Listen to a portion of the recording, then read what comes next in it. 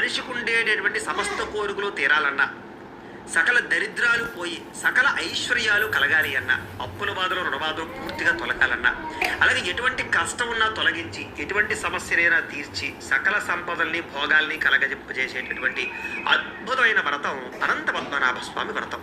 అయితే చాలామంది వ్రతం చేసుకుందాం అనుకుంటారు, కానీ పాపం పూజలు దొరకక ఇతర రాష్ట్రాల్లో ఉండేవారు, ఇతర దేశాల్లో ఉండేవారు చాలామంది ఇబ్బంది పడుతుంటారు. అలాంటి వారి గురించే ఈ అనంత పద్మనాభ స్వామి వ్రతం ఎలా చేసుకోవాలో మీకు పూర్తి వీడియోని మీకు చక్కగా తయారు చేసి దానికి సంబంధించినటువంటి వీడియో లింకు కింద తెలుగులో చూడండి, అనంత పద్మనాభ స్వామి వ్రతం అని కనపడుతుంది చూసారా, దాని మీద మీరు క్లిక్ చేసినట్లయితే మీకు పూర్తి వీడియో వస్తుంది లింకు.